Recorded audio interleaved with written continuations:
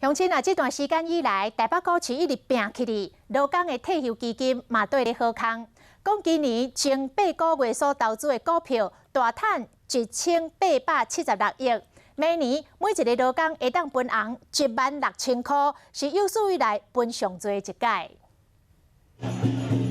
劳退新制劳工望着金元宝，新制劳退基金投资有赚，敢若是今年前8月就大赚1876亿，收益率是8.28%，创6年来同期新高。以目前有效的户头1177万户来计算，明年每名劳工平均会当分配到大约16000的红利。每一个劳工其实他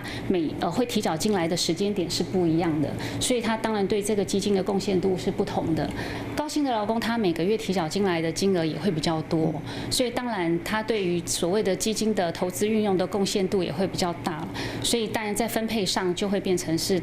也会比较多。看起来经济成长上是比较趋缓，不过因为各国不管是区域性的或者是国家性的，它对于所谓的经济活络的动作都非常的多，所以在整个股市或债市上的表现都是相当的正面的。参加劳退新制劳工有一个劳工个人的户头，雇主每个月提拨你的薪水6%入去，劳工家己决定是不是要相对提拨。劳工个人专户内面的钱就交予劳动基金运用局去投资。像股市、债券、基金等等，每当3月分配盈余到你的个人的户头，这个钱台等到60岁退休，或者死亡才会当领倒来。今年前8个月手气真好，年底这几个月敢会当去继续看好了？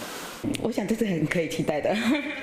希望社内当继续赚钱，大家拢真期待。